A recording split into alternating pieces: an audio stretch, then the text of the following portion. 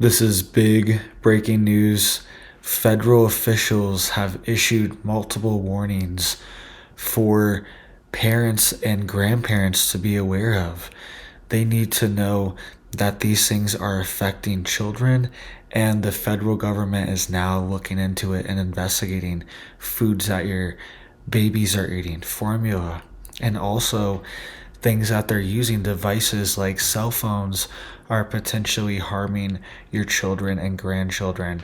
This is what the federal government is now warning of. So let's get into the details here really quick, guys. Please just hit that like and hit that subscribe. I'm posting every day, keeping you guys updated on this big news, and it just helps to get these alerts out. I appreciate that. So this is what's happening right now. We have the head of the HHS. This is RFK Jr. He just came out on national television and he issued this warning saying that they're investigating heavy metals inside of baby formula, and they're worried that this could be contaminating major brands, right? They're also worried that cell phone radiation could potentially be causing problems for kids, and even just cell phone use could be causing cognitive and mental issues for kids. So I want you guys to listen to what he is warning of here. He had this interview, and then we will talk more about it, right? And even just in 2023, at the end of 2023, the French government banned iPhones from being sold because the quote radiation risk was too high, right? And they were saying that it was not meeting the standards. So they've known about this stuff for a while, and it affects kids even more because their bones are less dense and their skin isn't as thick. So these things are able to penetrate and affect them more. They're just smaller too, so chemicals, things like that accumulate at a higher level than adults. So I want you guys to listen to this, and then we will talk more about it after. Operation Warp Speed. Well, how about Operation Stork Speed? That is now taking flight as the HHS and FDA announce their plan to make baby formula healthier again. The plan includes reviewing the nutrients in our infant formula, testing for contaminants such as heavy metals, encouraging companies to develop new infant formulas, and making labels clearer for the consumer. Yeah, you heard us. Heavy metals in baby formula. Here to explain the operation is HHS Secretary RFK Jr. Congratulations, Ms. Secretary, on your confirmation. You hit the ground running. Why are you attacking this first? And there's a lot of people stunned that there are heavy metals in formula. Well, we're not saying that there's dangerous levels of heavy metals in formula. These are very, very complex formulations, and there's some indication. There's a report in Consumers Report that says that there are high levels, although none of them violate the current safety guidelines. We haven't, FDA and NIH have not tested in the past for these, and we're going to test comprehensively now. We're going to also look at we're going to review the formulations for the first time since 1998 and really make sure, do comprehensive tests to make sure this is the healthiest product that our kids can have and that we can produce it here in the United States. Some parents prefer the European formulas, and we're going to extend the personal importation ban from them, but we want to be able to produce all of this in the United States. Good.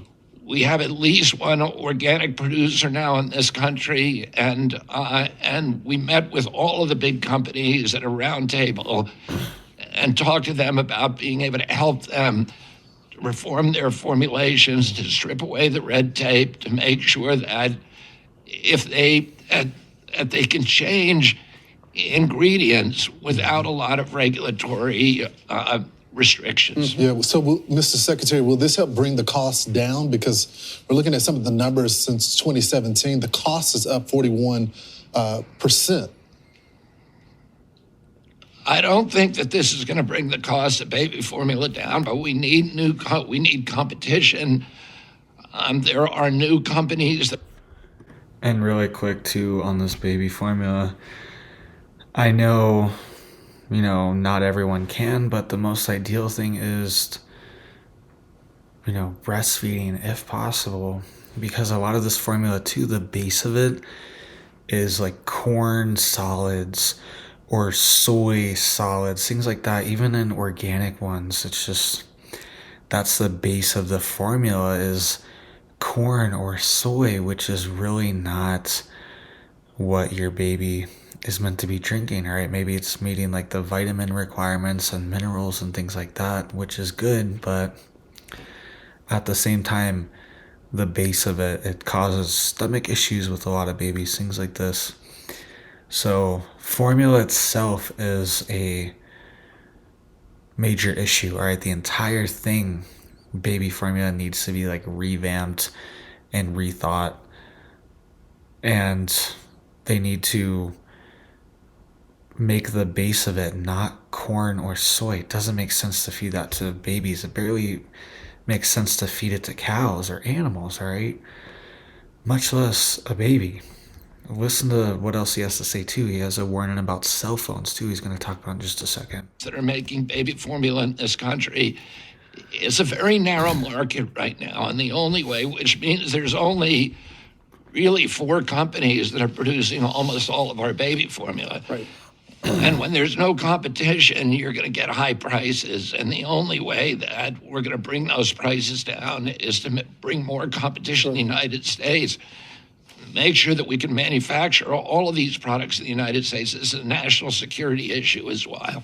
I remember a couple of years ago, Mr. Secretary, there was a supply chain problem, and one of the baby formula factories here in the United States was offline, and people were scrambling, and the prices went up. And between diapers and formula, young families really have a lot to deal with.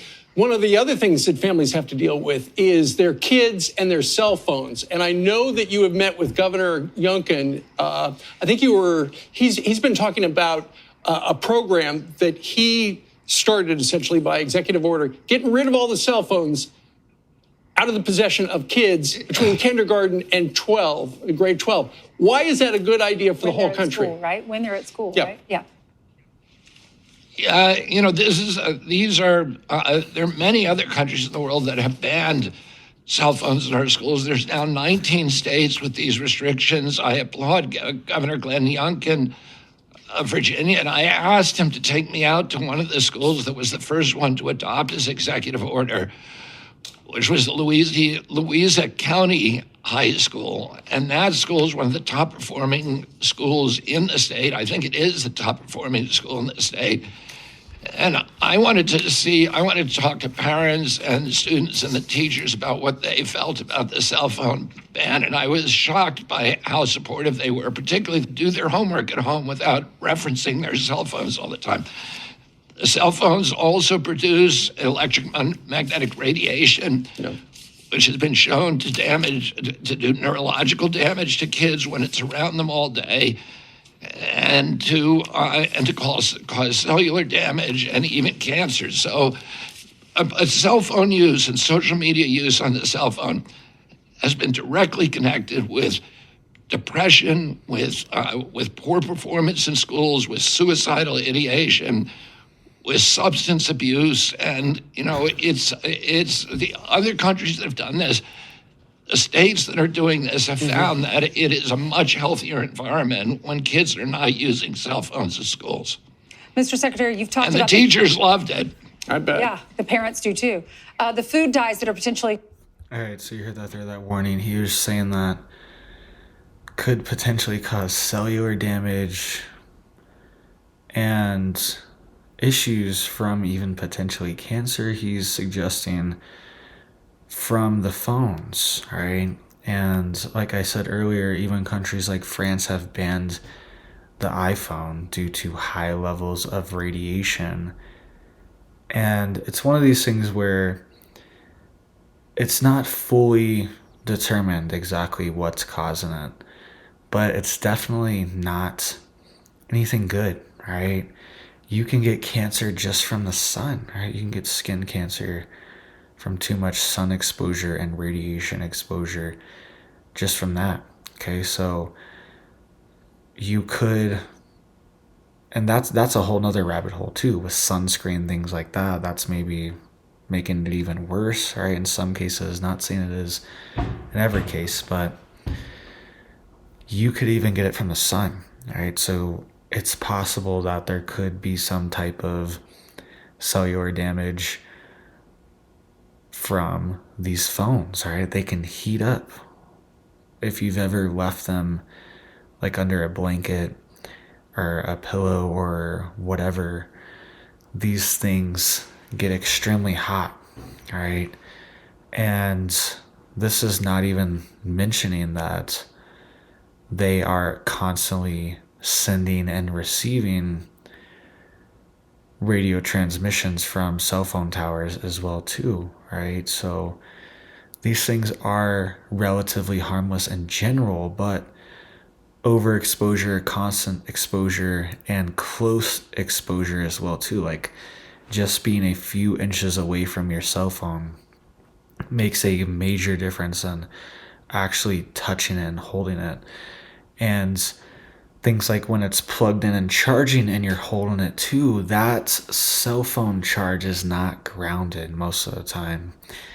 And people have even done studies. I've seen videos where the current goes through you, right? There is part of it that you are absorbing, especially when your phone is like charging, plugged into a wall, and you're holding it. You're acting as the ground for it, okay? The electricity wants to go somewhere, and a lot of these plugs are not grounded anymore for cell phones. And you are absorbing some of that, all right? How bad it is debatable, but it's probably not good, all right? Overall, to have this exposure, to be overexposed to these things, and especially for children, their skin isn't as thick, their bones aren't as thick, and they are more affected by this, okay? And there's even been studies of children living near electrical fields like power lines. Okay, look this up. This has been documented for decades if you think this is a little wild. But there's even been potentially, I'm not saying it's confirmed, but potential links between children that live near power lines, so very close, like 500 feet or maybe 500 yards, to not just normal neighborhood power lines, the big ones, right? The transformers, the pylons, the big ones that are carrying power lines across the state, that children have been linked to increased risk of things like leukemia and weird bone diseases because it potentially displaces certain minerals in their body, right? It doesn't allow certain minerals to travel freely in the right way. Minerals like calcium and iron are affected potentially. I'm not saying these things are 100%, but these are what studies have shown, that it potentially affects the way certain minerals move through your body and move through your bones, and it even makes them accumulate potentially in certain areas that they wouldn't naturally do, due to potentially being affected by the power lines, right? The magnetic field around it, right? So just kind of think about it. It's kind of like, instead of flowing through your body naturally, it's kind of being dragged this way. If power lines are over here, it's kind of being dragged that way a little bit more, just a little bit. And over time, could potentially, it's been linked to things like even leukemia, especially in children, right? So something I always look out for too, for like homes or properties or things like that, is not buying one under power lines. And you'll even notice, it's like, oh, this house is a good deal. I've seen this a dozen times. Why is this house so cheap? It looks pretty good. And then you look around on Google Earth and you see there's giant power lines like going through the backyard or something. And that's why it's cheap, right? Because it's not just aesthetically it looks bad, but it's also potentially a health hazard too. And your phone is kind of the same concept here, right? It's creating its own radiation, its own magnetic interference and field, and you're holding it, interacting with it all day. It's not the end of the world here, all right? And I have a phone, I have a computer, I have Wi-Fi. I'm just like everyone else, okay? But I understand these things do potentially pose a threat, and even things like the Wi-Fi, it's out in the garage, right? It's out here, it's not in the house, because I don't really want it right next to us. I don't want it right in the living room, right near the kids, so we're just like on top of this thing, right?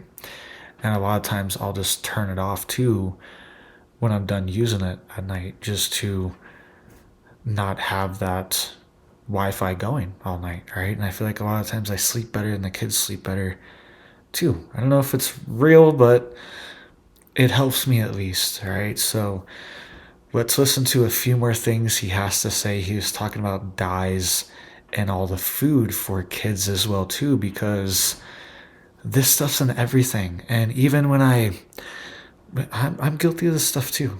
Nobody's perfect, right? And even when I give my kids snacks sometimes and stuff, I'm like, this is like red. This probably has like some junk in it. And this is probably terrible for them. And they're probably going to be like off the wall for the next like few hours, right? I give them junk sometimes too. That's how it is, right? Nobody's perfect. And I don't want them to live like a completely sterile life, but we do minimize all that stuff, right? The junk and the stuff that's bad for them, because it's an exposure thing. The more you're exposed to it, the more it accumulates in your body, and the more you're going to have the side effects from it, right?